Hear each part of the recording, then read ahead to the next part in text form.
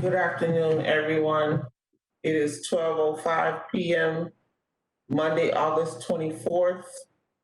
The Hillsborough County Community Action Board Executive Committee meeting is called to order. I will call the attendance according to what I see on the roster. So if you can just say here or present. I will start with our Mr. Vice Chair, Joey Henderson. Present. Mr. William Thomas, parliamentarian.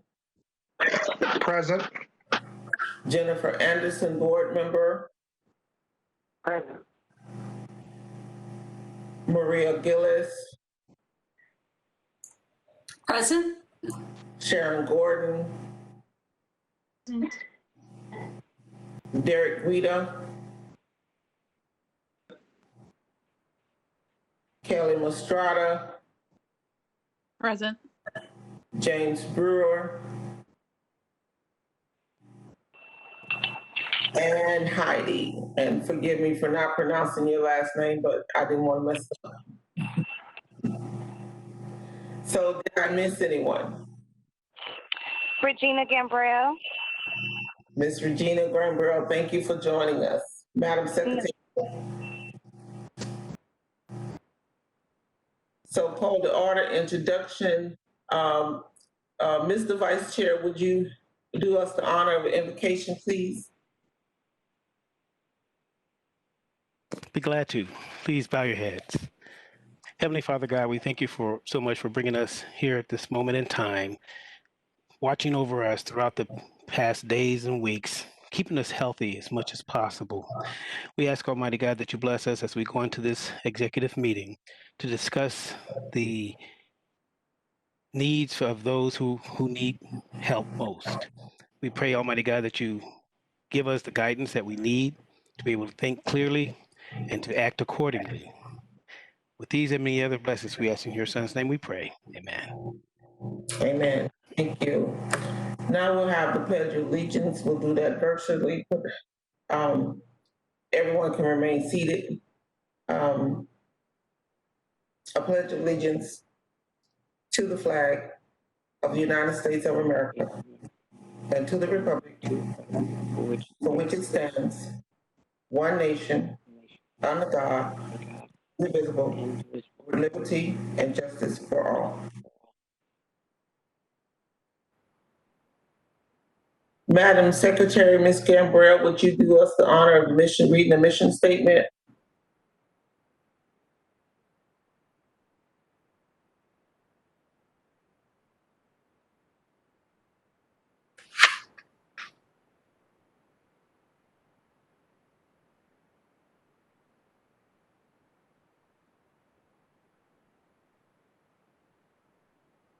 Ms. Gambrell, Madam Secretary, are you there?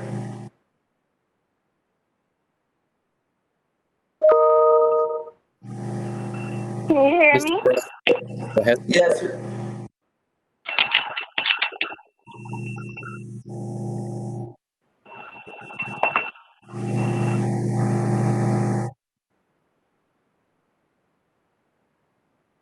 We can hear you just for a second. Are you still there?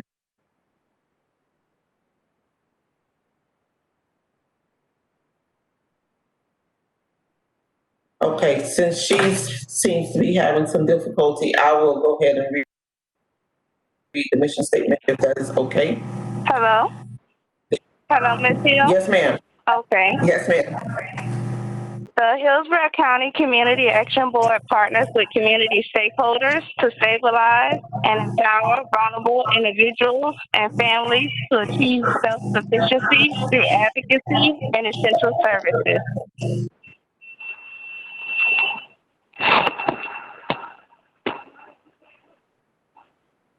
Of the agenda.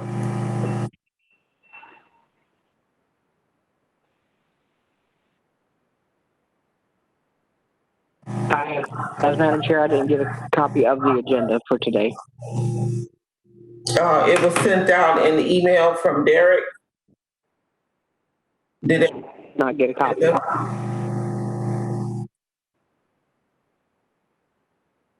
Right now, Ms. Anderson. Okay, thank you.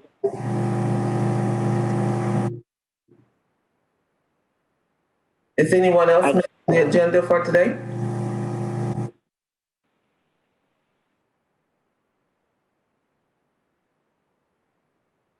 Madam Chair, this is William Thomas. Once it's been confirmed that Jennifer Anderson has received the minutes or the email, I would like to make a motion to approve the agenda.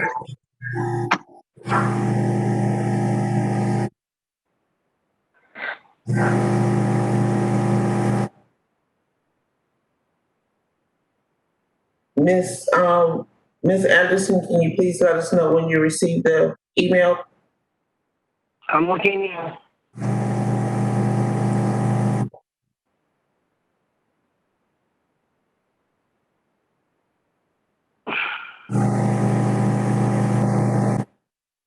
Madam Chair, I'll go ahead and second the motion. Go ahead, Madam Chair. I apologize.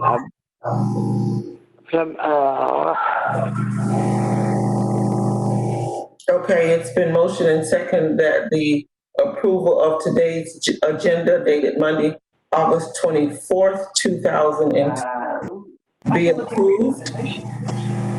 All in favor? Aye. Aye. Opposed?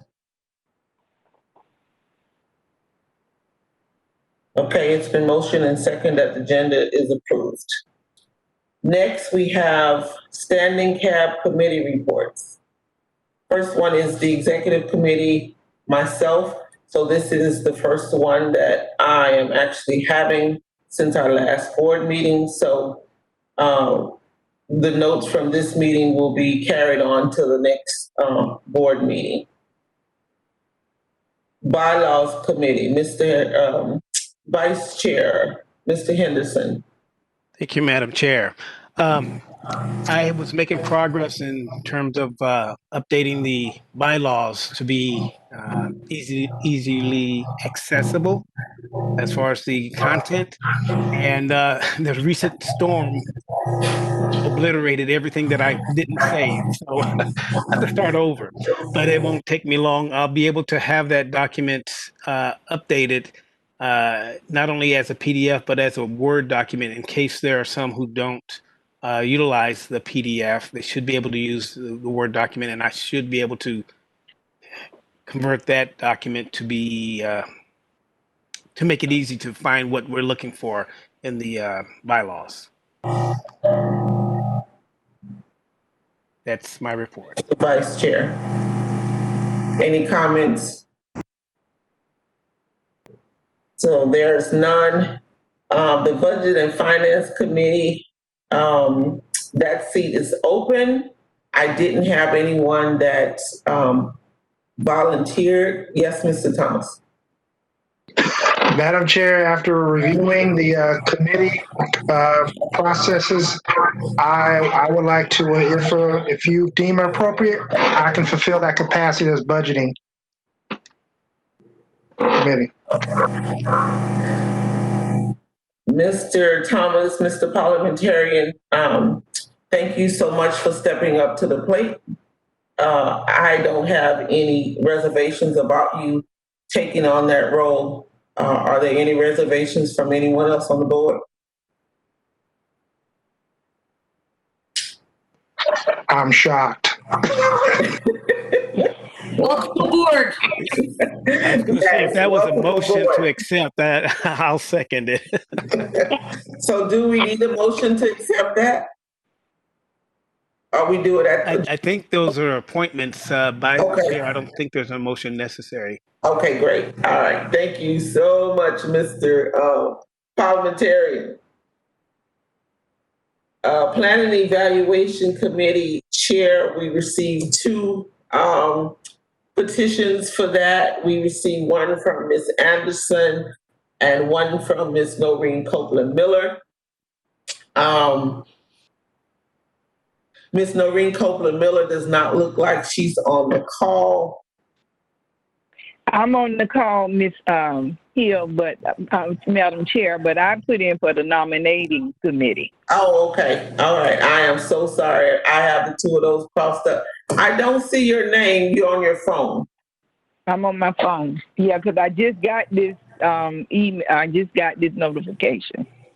Okay, so now I see you. So let it reflect in the minutes that Ms. Noreen Copeland-Miller is in attendance at this meeting, please. Thank you. So for Planning Evaluation Committee, we have Ms. Jennifer Anderson has stepped up to the plate for that. Are there any reservations? If there be none, thank you, Ms. Anderson, for stepping up. Welcome to Chair of Planning Evaluation Committee. I got a big shoes to fill on that one, so. Okay, Public Information Committee, Ms. Sedano. Is Ms. Sedano on the call?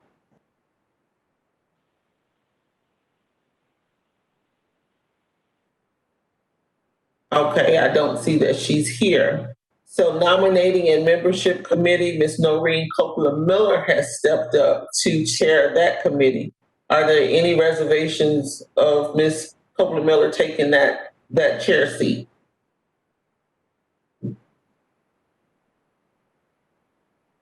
Okay, I see there's none. Thank you so much, Ms. Copeland-Miller, for stepping up and taking on that role.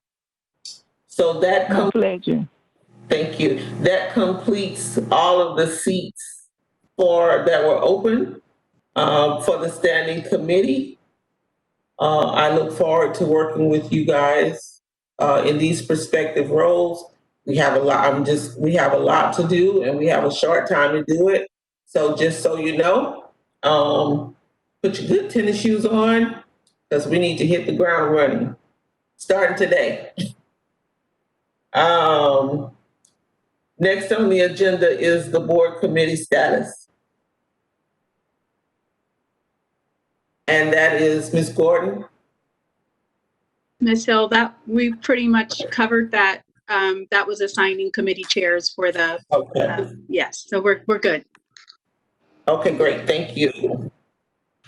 Board attendance review. I asked for this to be put on the agenda just to make sure that we are all in compliance with all of our standings on the board. If we have any board members with outstanding absentees, we can address those appropriately, and also to get any comments that anyone might have from the executive committee regarding the attendance policy. So, Mr. Guida or Ms. Gordon, do we know if we have any board members that are that have excessive unexcused absentees or consistent unexcused absentees? Well, this is Sharon, Madam Chair. We have two board members that had 2 consecutive absences. That's July and August. So if they do not attend the September meeting, then we'll have to send them a notice and give them an opportunity to present their case to the board for a hearing. Then the board can determine the status. That is Janine Hardrett and Gabriel Brown. Ms. Gordon, who did you say? Janine Hargret and who else? Gabriel Brown. And Gabriel Brown represents which sector? He's with the Teachers Advisory Committee.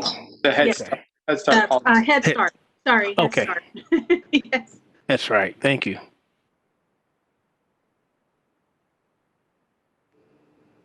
And he is the low income sector as well.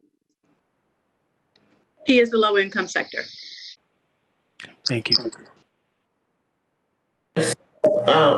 Yes, I heard someone click in. Madam Chair, this is Jennifer Anderson. I believe, if I'm not mistaken, since we've gone to these virtual meetings, we've had better attendance than we've had in a while. Even Mr. Harness, Carl Harness, has attended meetings because they're virtual. So it's kind of, it's not, we need to hear from them. If they're not going to be, why aren't they there? Or why aren't they online? Why aren't they here? I wasn't on the budget.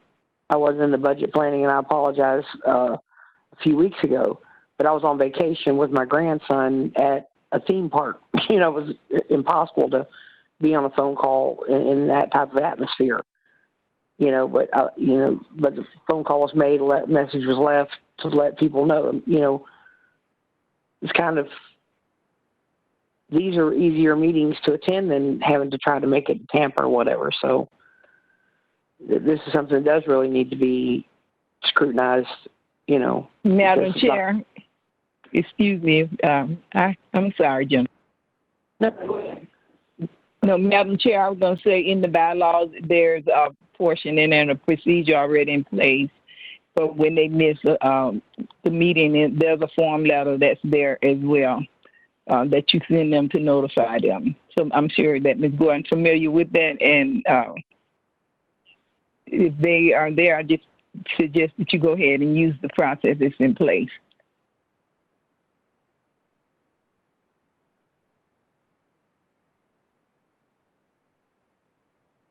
Madam Chair, you're on mute.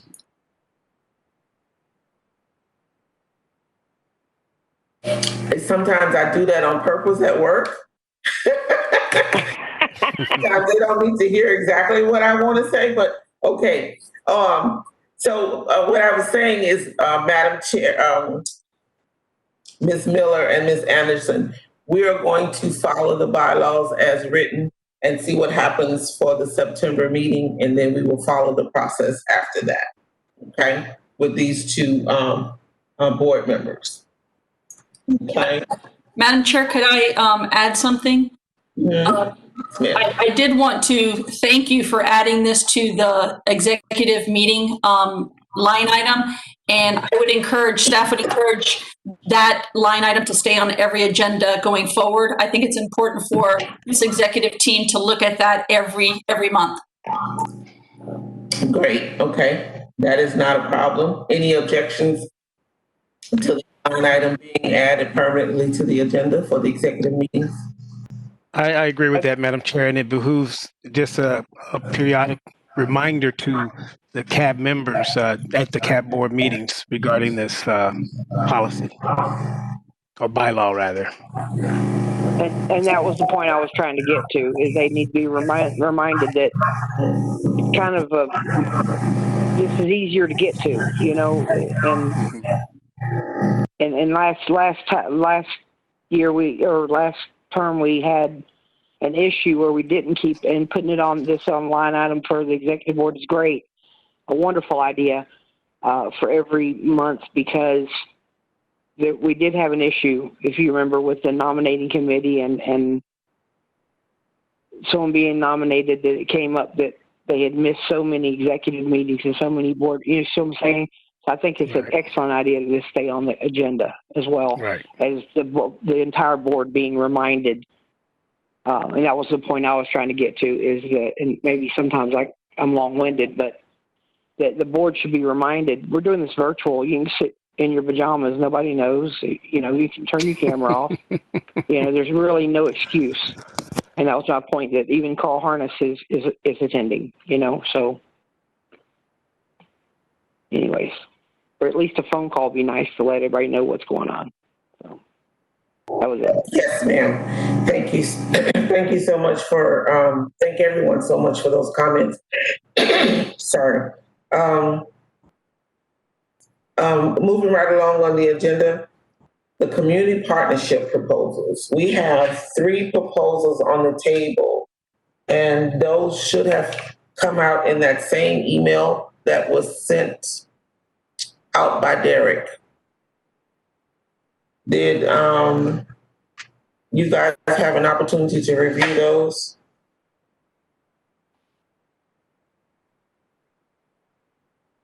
Madam Chair. May I speak? This is Sharon. Yes. Those proposals actually were sent out this morning. Okay. Yeah, so hopefully everyone had an opportunity to review them between then and now. Apologize. So, I didn't see that. So it wasn't with the agenda and attachments then.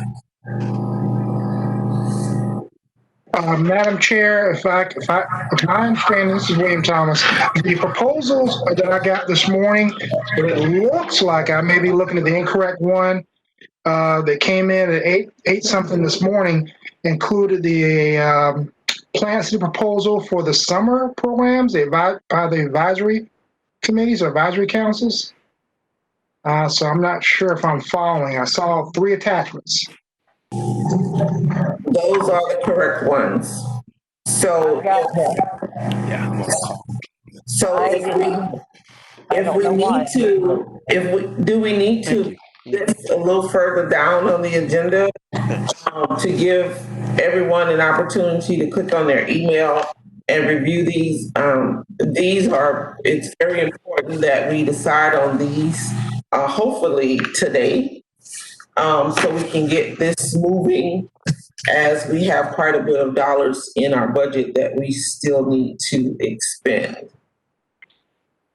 Madam Chair, this is William Thomas again. So to make sure I'm understanding this correctly, the proposals we're looking at, those 3 are involving our recommendations from the advisory councils. Again, in my 5-cent review, 5% perspective, it looks like they are, they've been vetted by the advisory councils. Other than what I reviewed this morning, I have no, I'm presuming other proposal will be coming in regarding applying for other funds. But again, circling back, it looks like these proposals are just for this past summer, current summer, or next summer. Well, ours is for Plant City is for what the hug summer program that just ended.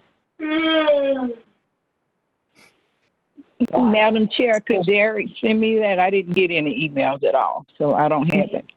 Neither did I. I'll resend yours, Ms. Copeland Miller. Ms. Anderson, did you get yours just a few minutes? No, sir, I did not. Oh, no, I got the agenda and the board roster, but I did not get the proposals. Yeah, the proposals I sent you, Ms. Anderson, had everything. You should see like 6 documents. So all I need is proposals, that's all.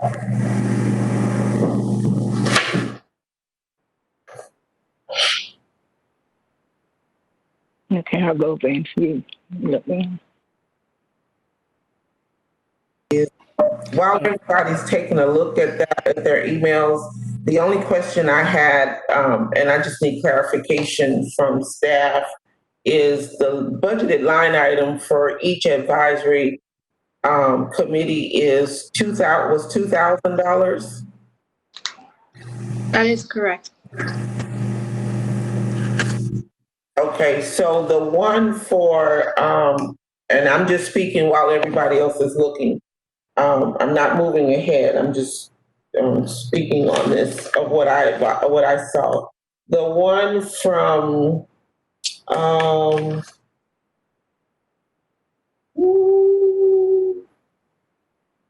Communities First. Who is that one attached to?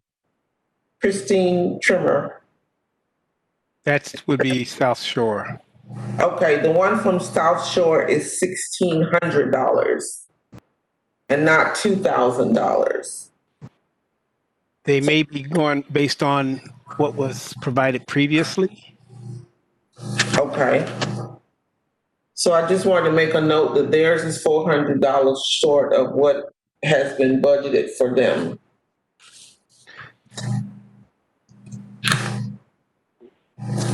Again, I think they probably thought that was the maximum dollar amount. I do recall that at one point it was that amount. But if it is $2,000, I would recommend giving them the opportunity to expend that dollar amount. Okay, so staff, do we need to have them go back and make an adjustment to their proposal? Or if we are in agreement, once everybody read this, can we accept their proposal with the understanding that they may come back with an additional invoice for the $400? Madam Chair, yes, that is fine because the Community Action Board initially approved $2,000, so that hasn't changed. So if they decide to spend the remainder, then that should be, you can go ahead and vote. So, Mr. Vice Chair, you don't see an issue with them coming back to expend the additional $400? I don't anticipate that they would have an issue with that. And I've not worked with them on this, so I'm not real sure on the details of what they're looking to try to accomplish. So, but in looking at the all three proposals, and they all seem to have identified their NPIs, staff, do you have any reservations for any of these? I don't. Actually, I work closely with the Software Advisory Council because this is new for them. And yes. Thank you. So good. Madam Chair, the only thing that I would suggest is that once they have vetted and they're going to be able to spend the extra dollars, that they would do an addendum to their contract or their agreement, so everything's in line for billing. Madam Chair, this is William Thomas, and correct me if I'm jumping ahead. So in light of the executive committee reviewing these three proposals, we're currently on the tail end of those events or activities being held. I'm looking at, for example, the Plant City one ending on July 31st, 2020. Based on the feedback from Ms. Gordon, I would recommend that we make a motion to present it to the board as a whole for moving forward and approval. I second. Madam Chair? Yes, Mr. Vice Chair. Point of inquiry. In looking at the proposals, I see that Ms. Copeland Miller has identified herself as the POC, the point of contact. I don't see that on South Shores, and I do see it on the Plant City Advisory.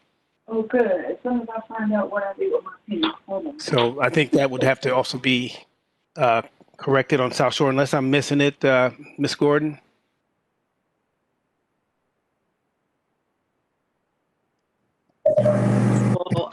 Christine Trimmer is the contact person. Okay. However, does it necessarily need to appear on no, it the doesn't. document? No. And I actually have it, Mr. Vice Chair, attached to the emails where she submitted the proposal. She has herself listed as the person that's been working with staff to get this done. Okay, thank you. So I actually attached her email to the proposals. That's where I was able to see that it was $1,600 versus $2,000. I had time to review these prior to this meeting, so I am in full support of approving these, and it's been motioned and second point of inquiry has been addressed. Are there any more inquiries? So all in favor of accepting the three proposals from the advisory committees, say aye. Aye. Aye. Aye. Opposes? Okay, so moved. That the proposals from the advisory committees have been accepted. Motion and second and accepted for approval. Next on the agenda, Csbg 2020 budget, youth development program category. Ms. Gordon or Ms. Gillis, which one of you are taking the lead on that one? Ms. Hill, Madam Chair, this is Sharon. This is for the executive committee to determine how they would like to use these funds, if you want to establish a partnership, and if so, with who. So I give it to the committee to discuss this. Okay, Ms. Gordon, but there has been no proposals submitted? Yes, actually, we did receive a proposal from the Tampa Housing Authority for a youth program. So yes, we did receive that several months ago, probably about a month ago, which we have a record. Madam Chair, would it be appropriate to give that proposal to the Planning and Evaluation Committee for vetting and then provide a recommendation to the board? Yes, in light of the fact that I am employed by the Tampa Housing Authority, and that proposal came from within my department, one of my teammates, I would fully recommend that it not be discussed and go directly to the Planning and Evaluation Committee for review, and then they can bring it before the board for a vote. Madam Chair, and also, Ms. Gordon, didn't we receive something from Computer Mentors also? Yes, yes, So we may want to give that to the Planning and Evaluation so they can do both. yeah. So Ms. Anderson, send those to you after this meeting so that we can discuss scheduling a committee meeting. All right. For you. So if I may, for the Computer Mentors, I did see that one prior to leaving the seat. I saw the email, and unless they come back with an actual proposal, based on my interpretation, it was an idea for service, Ms. Anderson, so it would need to be vetted out to make sure that it meets within the MPIs, that it's something that we can support, and then they would have to come back with a work plan and a full proposal in order for us to work with them on that. Yes, ma'am. I had read something just for the side, and I'd read something about computer mentors trying to help alleviate some of the e-learning and virtual learning for the children that our parents are choosing for them to stay home versus brick and mortar, like ESE students, that type of thing, and perhaps that, I don't know if that's part of the proposal or not. So see what they come up with, and I will stringently go over anything that comes to me. Thank you so much. And Kelly, if you don't mind, just for the record, how much money are we looking at again in this line item? If you have that right off the top. If not, I can wait till a little bit later. For the youth development, it was $61,530, but there was a modification to move some of that, or a vote to move some of that money to the scholarships. That modification has not been done because I believe you were waiting to see how much you needed to move to the scholarships. At this time, it was $17,500 that will be coming out of that. The $1,530 for the scholarships.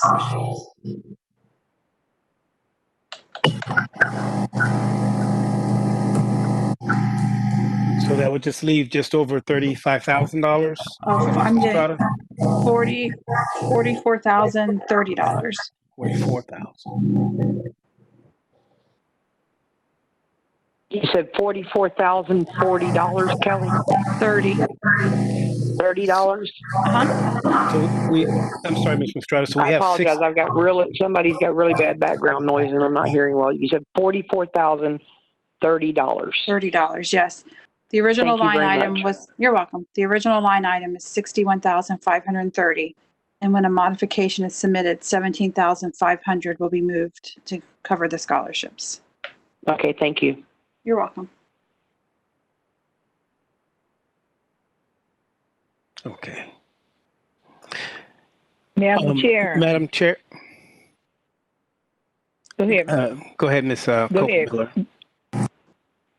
Go ahead, Vice Chair. Wait. Yes, ma'am. Is it, are we going to extend these taking in proposals? I did reach out to EPIC, which is the Education Prevention and Intervention Centers, and I was hoping that they would have submitted something, but I would like to check in with them.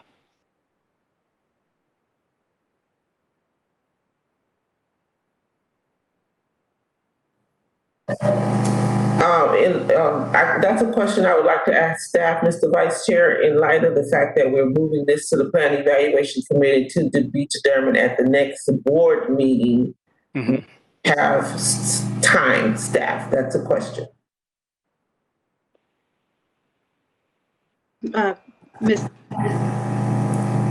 Mr. Henderson, have they started their proposal? You've already spoken with them and they're still pending. I actually sent an email, and unfortunately I did not follow up with them to make sure that they received it and understood what was expected. I can encourage them that if they are going to submit something, that they submit it to you by this week, by the end of this week, if they are interested. That sounds good. Yes, this week. Yes. Okay, thank you. Okay, so that means we'll have three. We could potentially we could potentially receive something from EPIC. We have a suggestion or a proposal idea from Computer Mentors, and we have an actual proposal from Tampa Housing Authority that the Planning and Evaluation Committee will be reviewing to present recommendations to the full board meeting at our next board meeting on September 9th. Are there any more comments regarding this line item? Yes, Madam Chair, this is Yes, Noreen.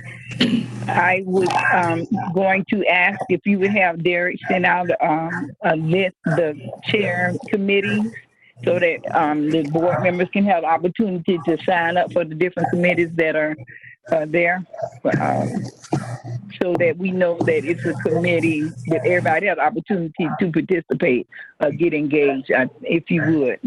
I know he sent it out before, but it would be, if I was wondering if it's a possibility to send it out this week so that to remind board members to sign up, so that we can engage them in the process. Okay, so Ms. Copeland-Miller, what you are asking is that for Mr. Guida to send out a list of the standing committee board chairs and the description of the committee, and solicit or offer everyone an opportunity to participate on whichever committee or multiple committees if they choose, correct? Yes, ma'am. Yes. I do not see why we cannot do that, Mr. Guida. Would you be so kind as to do that for us this week? Of course, Madam Chair. Thank you. All right, so we are down to Department of Social Services updates, Ms. Ziegler, which she did send me an email and say that she would not be on this call. And please correct me if I'm wrong, because I have so many emails. I believe I am here.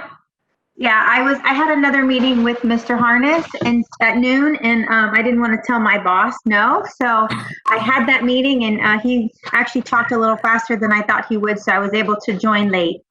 Other than the information that I shared at the CAB meeting, I think we're up to date, and I'm happy to say that we do have our follow-up meeting with our Madam Chair coming up in the next few weeks. I look forward to that, and we can plan further for how you see this year going and what your expectations of staff are. I don't have any updates really for the department. We're just continuing with our CARES funding and trying to assist as many residents as possible that were impacted by COVID-19 or still are being impacted. Thank you. Ms. Ziegler, can I ask a question, please? Yes, ma'am. I'm having an issue over in East Hillsborough County. What are the hairdressers, the bartenders, the nail techs, these people are all being turned down for the housing assistance because they do not have a letter from their employers stating that they were let go because of COVID-19.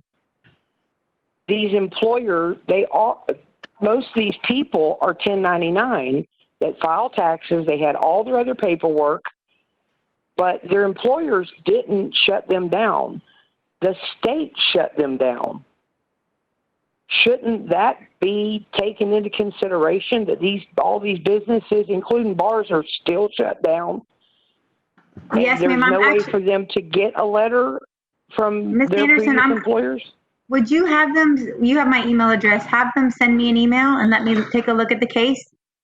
I'm very surprised to hear that because the process does allow for self-employed. There's actually two routes. One, for someone who's self-employed or receives a 1099, they can also apply for the county's CARES funded small business program, which is not a loan.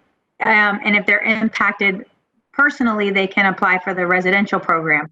But we are taking those circumstances into account. So unless there was an error on their case or they were denied for some other reason. Now, I actually got the copy of the letter that they sent, and it said it was because they did not have. They brought it to me, help, you know how it works. And it said it's because they had no proof that they had lost their job.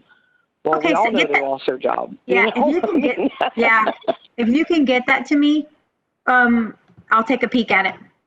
Awesome. Thank you so much. Sure. No, you're welcome. I'll get back to you today with, obviously I won't be able to be specific about tomorrow because I don't work on Monday, so it'll be tomorrow. But I'll get that all over to you. But thank you so much. Oh, no, you're welcome. I'm happy to peek at that. And if there was an error made, then I'm glad you brought it to our attention. Thank you. And I didn't know with them being 1099 employees, they don't own the businesses they work in. They're little guys, you know what I'm saying? But they are, technically, I guess they do because they rent a booth, you know what I'm saying? So right. And so maybe you can I'll tell them to email you or do you want me to email you with the specific, or have them email? Either way, as long as it comes my way, I'll probably provide you back a generic response, and I'll talk to the actual applicant about specifics. I understand privacy. That's fine. I just, No. I'm happy to check that out and make sure we're not making an error. You do know that the county has contracted the program out. It's a private vendor who's processing the applications. So this is actually good feedback if there is an error that we can correct it. Right. Because, what we do over at Frontline, they come, I tell them to do it. And then if there's a problem, they come running into me. So, but I'll get this to you tomorrow. It'll be tomorrow in the morning. So thank you so much. You're welcome. And I appreciate you running interference for us. Let me know. All right. Thanks. Thank you, Ms. Ziegler and Ms. Anderson. Next on the agenda, Ms. Gillis.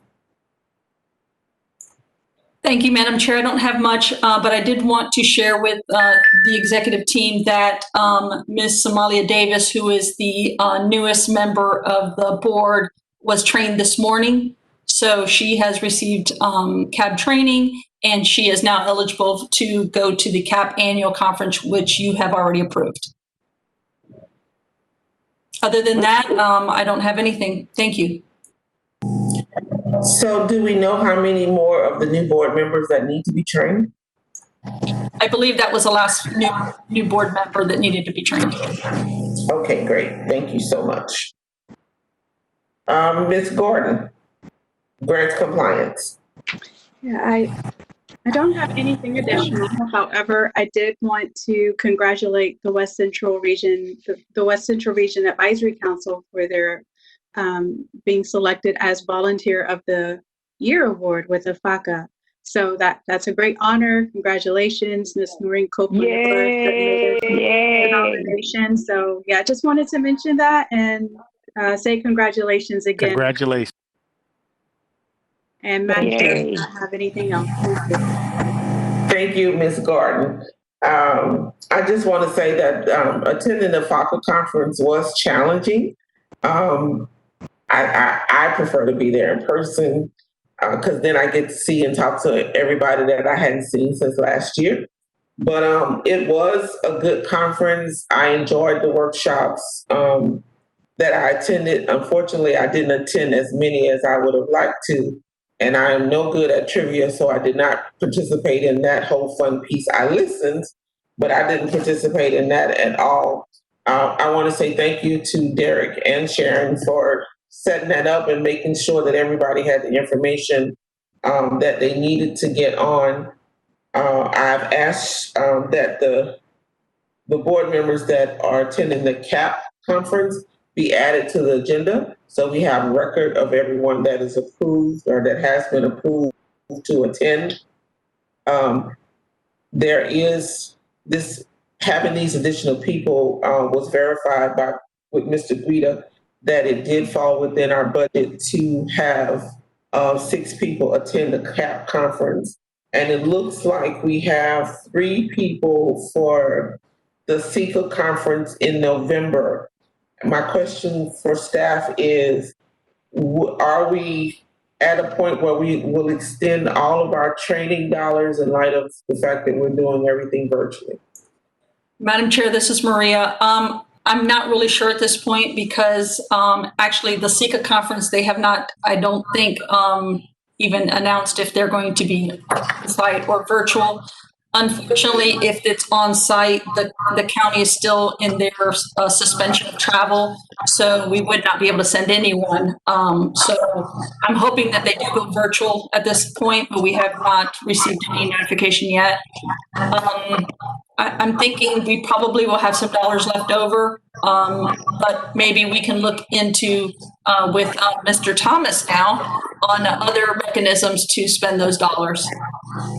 Maybe bring somebody in-house or purchase something virtually.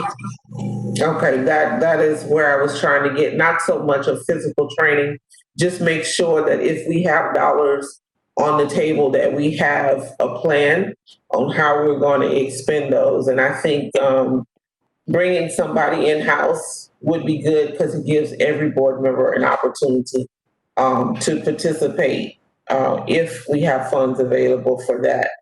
And we would be open to suggestions, Mr. Vice Chair. You've been in this for a long time, and Ms. Copeland Miller, of what types of training, if we did something in-house, if we had the money and did something in-house, what you guys thought would be beneficial for the entire board to take part in. So I would be open, and staff would be open to any suggestions from you guys if we got to that point where we needed that. Okay. Just wanted to bring, the only other thing I want to bring before we get to the good of the order is, I know I have a meeting with Ms. Ziegler in a couple of weeks, but one of my main goals for going forward is my number one goal. It is my number one goal. We know we're a good board. We know we do a good job. We're awesome. But my number one goal is to make sure that everyone on this board is heard, that everyone has a voice, everyone feels comfortable speaking their opinions, they're bringing their ideas to the table. This is volunteer. It takes a lot of time for all of us. And I just want to make sure that everyone on the board actually gets the most out of being on the board and make sure that everyone is heard on the board. So that is my number one goal. It's not a us.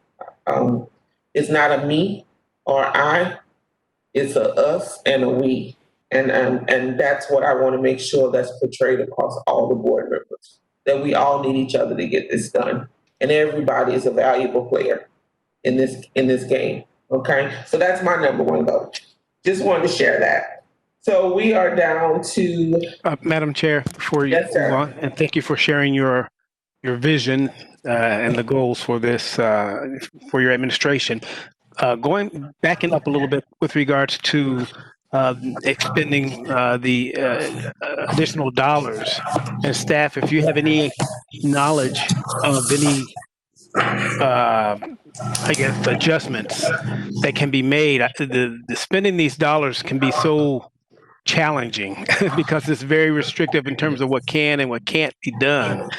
And and in the light of COVID-19, I would hope that there are some levels of restrictions that have been modified, released, whatever the case might be. But just keep that in mind if something should come down the pike, because that's going to be the challenge right there. Yeah. Not to interrupt, Mr. Henderson. The good thing is that these dollars have been allocated for training and development for board and staff. So I think we have a little bit of flexibility. And since Ms. Mastrada, what she mentioned earlier, that she has not done that modification, we could always modify and put those dollars where they're needed. One thing just to put out there, unfortunately, because of COVID-19, it's probably going to be very restricted on how many people we can get in to actually do a face-to-face type training. But what I was thinking in is we haven't done a true CAB true CAB and staff development day. Maybe that is something that we want to look into and maybe reach out to the last vendor that worked on that for the board to see if they're available and willing and can do a virtual version of that exercise. I think it's important to see what the ideas of the entire board are at this time. We did that some years back, and maybe it's good time to revisit now that we have some dollars. And Madam Chair, I agree with Ms. Gillis on that. I was going to say it was one workshop that I went to about Csbg dollars and program governance. That was excellent. And I think Berthenia was the trainer for that. I was trying to find the actual name. I've written it down, but I cannot find it right now in my notes. But it was one of the workshop, and it was excellent. I got a lot out of it, and I thought I knew a lot. But the presentation was great. And I think it would fit in hand in what Ms. Gillis is referring to for training. So, Ms. Gillis, thank you, Ms. Copeland Miller. Ms. Gillis, is the vendor you're talking about the one that actually drafted out the art of everything that we spoke about? Yeah, that's kind of what I was thinking about, something that would kind of be interactive for the entire board. I think it would be important to get feedback now. I mean, that was several years ago, and now we have COVID under our belt. That maybe would change views a little bit or ideas. So I was thinking maybe along that line. Again, I'm not even sure if that's possible, but I think it's something that it's worth looking into. I agree. Thank you so much. Any more comments for the good of the order or from the floor? Any announcements? Mr. Thomas, Mr. Parliamentarian, I can't believe it. Well, actually, Madam Chair, since you've tugged on me to close us out, I would like to, as the talkative guy from Plant City, because I've been so eloquently titled by one of our fellow members, not on the executive committee, I might add. Plant City just celebrated a ribbon cutting last week of the new Sadie Gibbs Martin Community Center. That is a 30,000 square foot facility.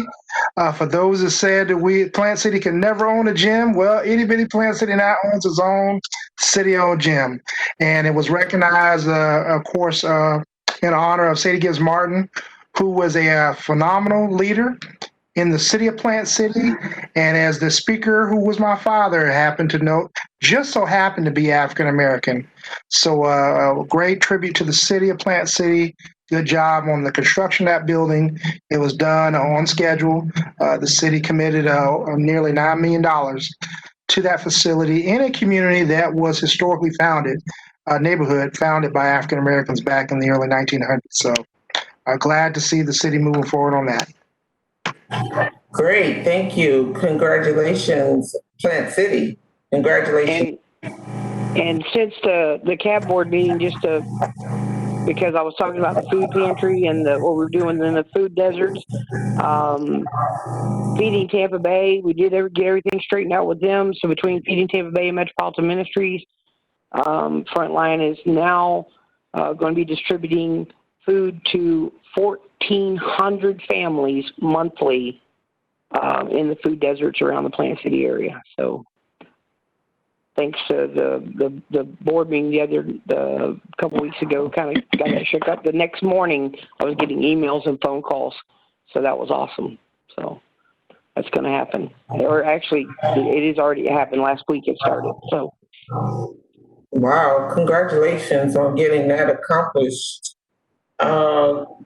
Just one thing, you guys may get phone calls. I know you guys at the county may get phone calls about the subsidized housing, the Renaissance and Bethune leasing up in West Tampa. Just, if you get those phone calls, please refer them back. I don't know who's, can you mute your phone, please? I don't know.